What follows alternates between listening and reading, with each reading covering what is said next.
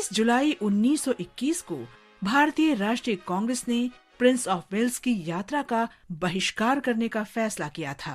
वर्ष 1920 में देश में असहयोग आंदोलन की शुरुआत हुई थी।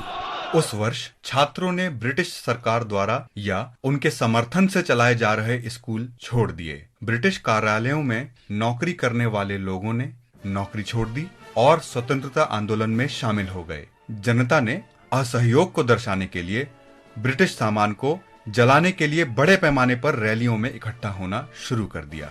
ब्रिटेन के कारखानों में बने सामान की तुलना में लोगों ने स्थानीय कारीगरों के बने सामान को अधिक महत्व देना शुरू कर दिया।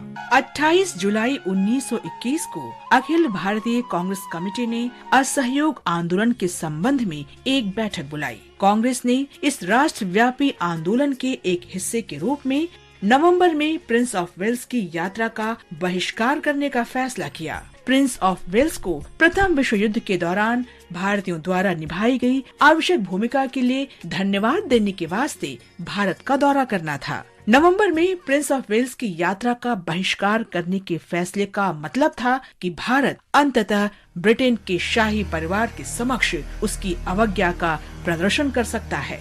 बहिष्कार की तैयारी शुरू हो गई। महात्मा गांधी ने आंदोलनकारियों के साथ जेल भरने की मांग की। नवंबर 1921 में प्रिंस ऑफ वेल्स के आगमन पर व्यापक विरोध प्रदर्शन किया गया। उनका स्वागत सुनसान सड़कों और बड़े पैमाने पर देशव्यापी हड़ताल के साथ किया गया था। देश भर में राजनीतिक बैठकें भीड़ की हिंसा से प्रभावित हुई। मुंबई में स्थिति बिगड़ गई और वहां पुलिस की दमनपूर्ण कार्रवाई में कई प्रदर्शनकारी गंभीर रूप से घायल हो गए। नवंबर 1921 में असहयोग आंदोलन का अगला चरण शुरू हुआ, जिसने सरकार को हिलाकर रख दिया। हम स्वतंत्रता सेनानी रामेश्वर ठाकुर को भी याद कर रहे हैं। उनका जन्म 28 जुलाई 1927 को झारखंड के गोड्डा जिले के ठाकुर गंगटी गांव में हुआ था। वो 1942 में भारत छोड़ो आंदोलन में सक्रिय रूप से शामिल थे।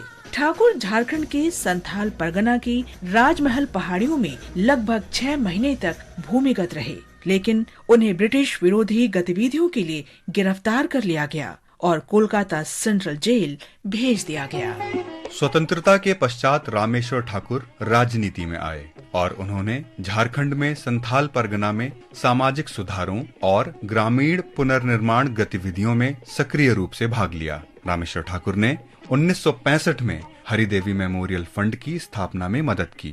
1976 में उन्होंने गोड्डा में हरिदेवी ग्रामीण रेफरल अस्पताल और 2002 में अपने पैतृक गांव ठाकुर गंगटी में कैंसर, कुष्ठ रोग और टीबी के लिए अस्पताल स्थापित करने में मदद की। रामेश्वर ठाकुर ने 1998 से 2001 तक और फिर नवंबर 2004 के बाद भारत स्काउट्स एंड गाइड्स के अध्यक्ष के रूप में कार्य किया।